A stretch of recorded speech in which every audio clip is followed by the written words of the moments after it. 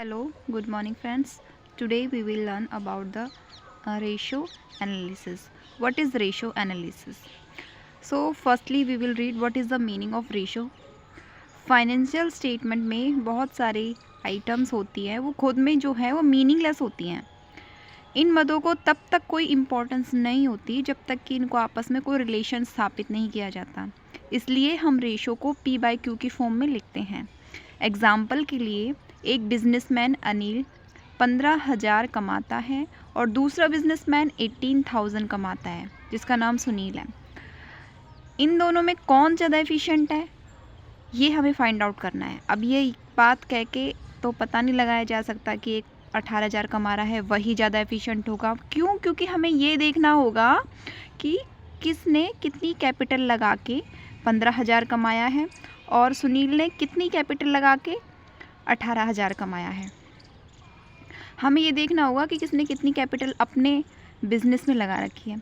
माना अनिल ने 1 लाख तथा सुनील ने 150,000 कैपिटल लगा रखी है, तो अब हम ये देखेंगे कि कैपिटल पर कितना % उसे बेनिफिट हुआ। तो अनिल की जब हम निकालते हैं कितना % उसने बेनिफिट लिया अपनी कैपिटल पर, तो वो 15,000 अपॉन 1 लाख इंटू 100, तो 15% उसको बेनिफिट होता है। सुनील के प्रॉफिट का कंपैरिजन उसकी कैपिटल से करने पर 12% का बेनिफिट उसे मिलता है। तो यहाँ पे आप देखेंगे कि कौन ज़्यादा एफिशिएंट हुआ, अनिल। आर एन एंथनी की डेफिनेशन के according a ratio is simply one number expressed in terms of another. It is found by dividing one number into the other. Now comes to the objective of ratio analysis. Ratio analysis is a key financial analysis tool that assesses the financial position and performance of a business by evaluating its financial statements. ये कहता है कि ratio analysis एक financial analysis tool है जो कि financial position क्या है, हमारी परफॉर्मेंस क्या है बिजनेस की, वो इवेलुएट करता है। फर्स्ट पॉइंट आता है, फर्स्ट ऑब्जेक्टिव इसका होता है financial performance assessment. Number 1, profitability assessment. Ratios like gross profit margin, net profit margin and ROE, return on equity, help determine how effectively a company generates its profit relative to its sales or equity. Efficiency assessment. Ratios such as asset turnover ratio and inventory turnover ratio, how effectively a company utilizes its resources to generate sales. Efficiency assessment ये बताती है कि एक organisation अपने resources को कितने अच्छे से यूज़ कर रही है। Second point, financial position assessment. Liquidity assessment.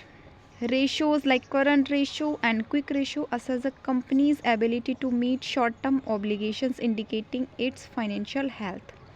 Liquidity assessment होता है कि जैसे करंट रेशो और क्विक रेशो होता है, वो ये बताते हैं कि कंपनी अपने शॉर्ट टर्म ऑब्लिगेशंस को पूरा करने के लिए कैपेबल है या नहीं है। सॉल्वेंसी एनालिसिस भी करता है। कैसे? Ratio such as debt to equity ratio and interest coverage ratio help evaluating a company's long term financial stability and its capacity to manage debt. ये जो होते हैं हमारे सॉल्वेंसी रेशियो, कंपनी अपनी लॉन्ग टर्म की फाइनेंशियल स्टेबिलिटी है company में या नहीं है, उसकी कैपेसिटी है लॉन्ग टर्म डेट को पे करने की या नहीं है, तो हमें इस बात का भी पता चलता है रेशियो एनालिसिस के थ्रू। थर्ड आता है ट्रेंड एनालिसिस। ट्रेंड एनालिसिस का पता हम कैसे लगाते हैं, like time series analysis. By analysing ratios over multiple periods, stakeholders can identify trends in financial performance, helping to forecast future performance and detect potential issue early.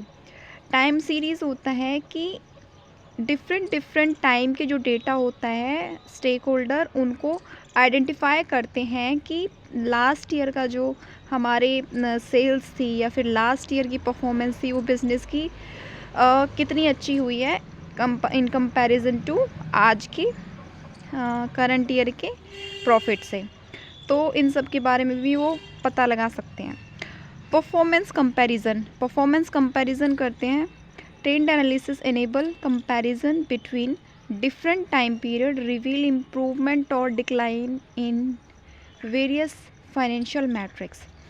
सो यहाँ पे उन दो कंपनीज़ की परफॉर्मेंस को कंपैरिजन करके भी हम पता लगा सकते हैं कि हमें कितनी इम्प्रूवमेंट की कहाँ ज़रूरत है, कहाँ हम लैग कर रहे हैं फाइनेंशियल मैट्रिक्स में।